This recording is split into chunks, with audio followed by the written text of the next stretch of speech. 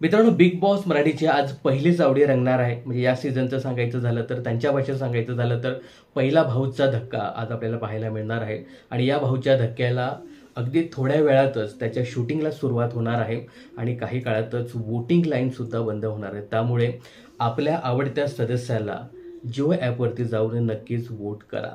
तर बघूया सध्याचे लेटेस्ट वोटिंग ट्रेंड काय म्हणतात. तर मित्रांनो, बिग बॉसच्या घराबाहेर जाण्यासाठी पहिल्याच आठवड्यात 6 स्पर्धक हे नॉमिनेट झालेले आहेत.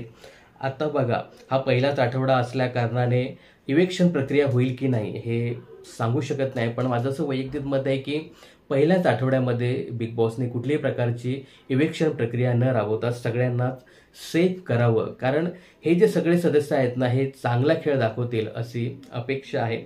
तर बघूया सध्याचा लेटेस्ट वोटिंग ट्रेंड काय म्हणतो. आता या वोटिंग ट्रेंडनुसार पुन्हा एकदा 6व्या क्रमांकावर ते म्हणजे पुरुषोत्तम दादा पाटील. मी काल ज्या पद्धतीने सांगितलं ना की पुरुषोत्तम दादाचा असं जास्त काही गेम दिसत नाही. काल मात्र ते थोडंसं वर्षाताईनं बोललं की निक्की ज्या पद्धतीने बोलते त्याच्यावरती तुम्ही सुद्धा प्रतिक्रिया देता आणि हे भांडण पुन्हा एकदा वाढतं, तर तुम्ही कुठेतरी शांती ठेवा. यावरती वर्षाताई पण सांगतात की बरोबर आहे.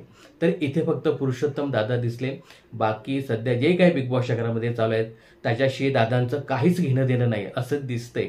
त्यामुळे दादा, तुम्ही थोडासा आवाज उचला, बोला, काहीतरी तुमचं म्हणणं व्यक्त करा. नाहीतर मग पहिल्याच आठवड्यात तुम्ही बिग बॉसच्या घराबाहेर जाऊ शकता. यानंतर 5व्या क्रमांकावर आहेत ना, त्या म्हणजे योगिता चव्हाण. योगिता चव्हाण अगदी शांतच झाली, काहीच बोलत नाही. काल पण जे काही बिग बॉस शिक्षा वगैरे सुनावताना जे काही बोलत होते ना, यावरती योगिता चव्हाण घरात नसल्यासारखीच वावरत होती.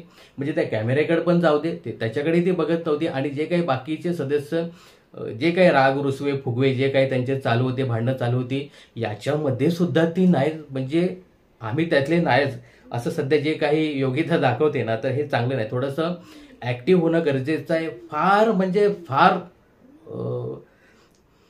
तर थोडंसं ॲक्टिव्ह होणं गरजेचं आहे. अजिबातच बिग बॉसच्या घरामध्ये ती इंटरेस्ट दाखवत नाही आहे. सध्या ती 5व्या क्रमांकावर आहे. 4थ्या क्रमांकावर आहे ती म्हणजे कोकण हार्टेड गर्ल अंकिता वालावलकर. अंकिताचा सुद्धा असा बिग बॉसच्या घरामध्ये जास्त काही गेम दिसत नाही. म्हणजे ज्या पद्धतीने ती आली होती ना, तर तसं काहीच होताना दिसत नाही. ती फक्त बिग बॉसच्या घरामध्ये रडण्याचं काम करते. मॅच्युअरपणा खूप आहे तिच्यामध्ये. ज्या पद्धतीने ती आर्याला समजवते किंवा तिचा जो काही ग्रुप तयार होतोय, तिला जे काही समजवताना दिसते, तर मॅच्युअर खूप आहे ती. पण तो मॅच्युअरपणा गेममध्ये दाखवत नाही आहे. जिथे बोलायचं तिथे ती अजिबात बोलत नाही आणि तिथे ती फक्त रडण्याचं काम करते. त्यामुळे अंकिता सध्या 4थ्या क्रमांकावर आहे. 3ऱ्या क्रमांकावर पुन्हा एकदा आहे त्या म्हणजे वर्षाताई उसगावकर. वर्षाताईंना खूप सपोर्ट मिळतोय बाहेरून. का? कारण निक्की ज्या पद्धतीने वर्षाताईंशी बोलते, जे काही शब्द वापरते, तर निक्की ट्रोल होते आणि याची सगळी सिंपती आहे ना वर्षाताईने मिळते. त्यामुळे सध्या लोकांचा सपोर्ट वर्षाताईंच्या पाठी आहे आणि वोटिंगसुद्धा बऱ्यापैकी होते. यानंतर 2ऱ्या क्रमांकावर आहे तो म्हणजे आपला गुलीकत धोका फेम सूरज चव्हाण. सूरज चव्हाणला पण बऱ्यापैकी सपोर्ट मिळतोय. म्हणजे त्याची मिलियन फॅन्स आहेत त्याचे. आत्ताच त्याचं 1 मिलियन फॉलोअर्सचा टप्पा त्याने पूर्ण केलेला आहे. तर बऱ्यापैकी त्यालाही सपोर्ट मिळतोय आणि सध्या तो आपली मतं व्यक्त करतोय बिग बॉसच्या घरामध्ये.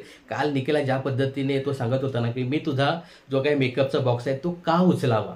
निकीने त्याला गृहीत धरलेलं होतं की हा माझं काम करेलच. तर याच्यावरती डीपी भाऊ त्याचं कौतुक करतात आणि वर्षाताई तर आहेच, वर्षाताई कौतुक करताना दिसत होत्या.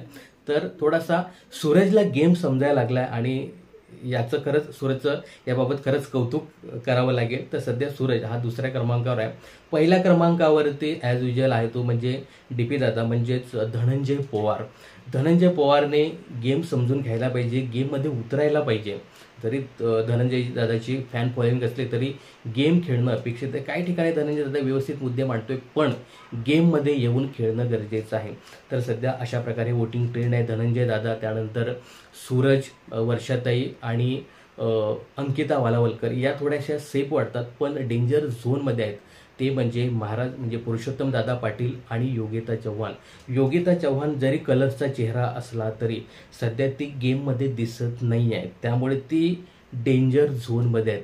आता या 2 सदस्यांवरती इलेक्शनमध्ये आता हे 2 सदस्य आहेत ना, हे डेंजर झोनमध्ये आलेले आहेत. जर इलेक्शन प्रक्रिया जर राबवलीच बिग बॉसच्या घरामध्ये, तर या 2 जणांवरती पहिल्याच आठवड्यात घराबाहेर जाण्याची नामुष्की येऊ शकते. विशेष करून पुरुषोत्तम दादावरती.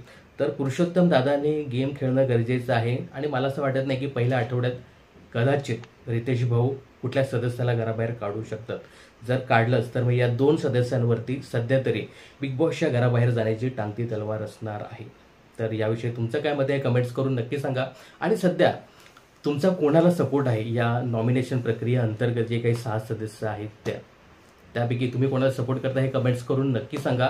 आणि कुठल्या सदस्याने पहिल्याच आठवड्यात बिग बॉसच्या घराबाहेर जावं याच्याविषयी तुमचं मत काय असेल ते सुद्धा कमेंट्समध्ये नक्की सांगा.